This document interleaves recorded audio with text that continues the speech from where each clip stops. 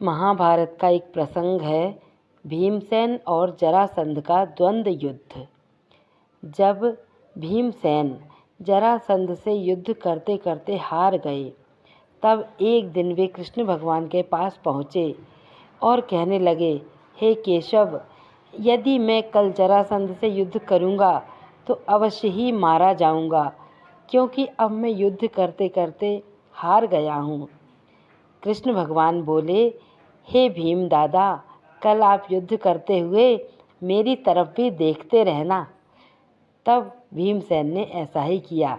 जब भी युद्ध करते करते हारने लगे, तब कृष्ण भगवान की तरफ उन्होंने देखा। मधुसूदन भगवान ने एक पत्ता उठाया, उसे बीच में से चीरा और फेंकने लगे।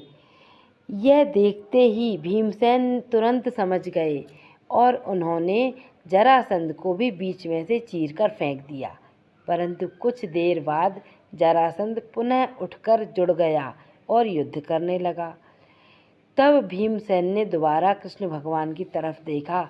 तब कृष्ण भगवान ने दूसरा पत्ता उठाया और उसे बीच में से चीरकर दोनों विपरीत दिशाओं में फेंक दिया। ऐसा ही भीमसेन ने किया। इस बार उन्होंने जरासंध के दोनों धड़ों को अलग अलग दिशाओं में फेंक दिया और जरासंध मारा गया। तब भीमसेन ने भगवान से कहा, आपने मुझे पहले ही ये क्यों नहीं बताया?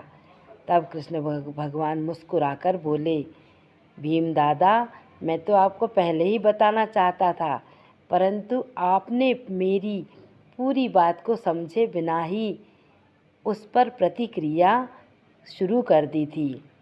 यही हमारे साथ होता है।